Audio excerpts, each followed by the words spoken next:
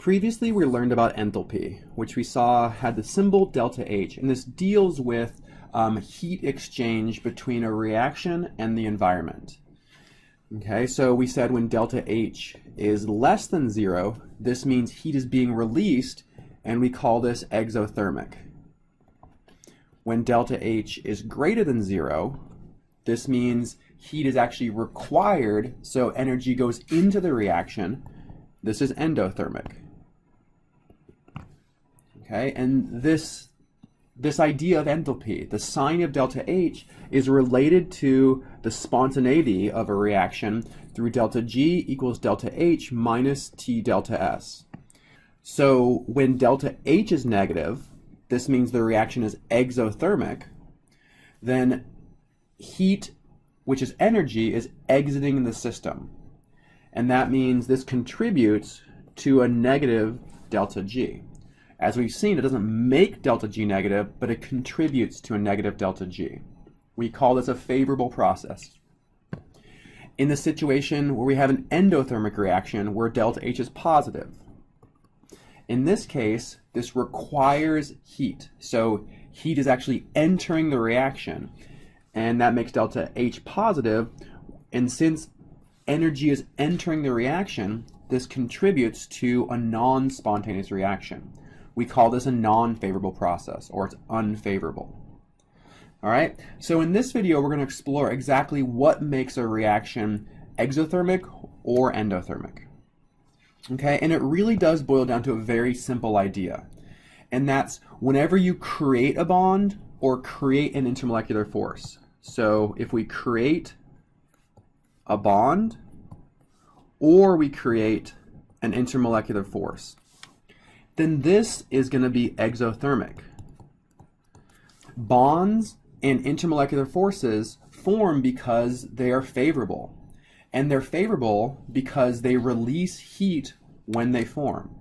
So in a situation where a bond or an intermolecular force is created, then we predict that part of the reaction to be exothermic. Okay? This is in contrast to when we break a bond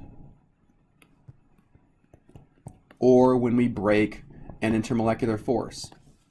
When we break these favorable interactions, the enthalpy is going to be positive. It's going to be greater than 0. It's endothermic. It requires energy.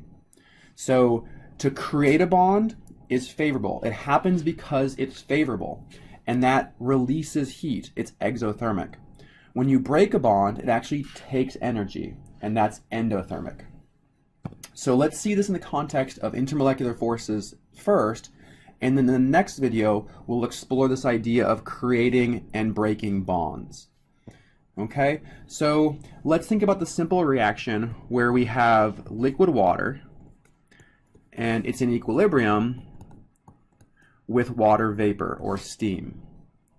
Okay, so we know that in the liquid phase, water is held together through a number of different intermolecular forces. Most prominently, hydrogen bonding, right? So we know that we are forming these intermolecular forces, these hydrogen bonds between water molecules. And these form because they're favorable, okay? So if we break this intermolecular force, so if we break that when we convert from a liquid water to a gaseous water or steam, then that actually requires energy. It requires heat. So this reaction we expect to be to be endothermic because it's requiring heat. And if you think about this, hopefully that makes sense. How do you get liquid water to boil? You heat it up, right? It requires heat to break that hydrogen bond, to break these intermolecular forces. Okay, so let's think about the reverse of this. So the reverse would be starting with gaseous water and creating liquid water. So in this case, we're actually going to be creating this hydrogen bond that we destroyed in the opposite direction.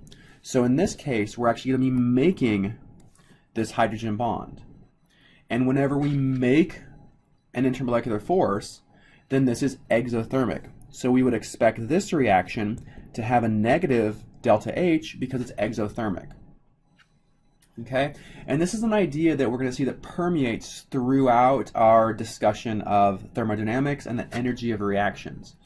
If a reaction is endothermic in one direction, if you reverse it, it's going to be exothermic in the opposite direction. We already saw that when we explored spontaneity. If a reaction has a positive delta G in one direction, if you reverse it, it has a negative delta G.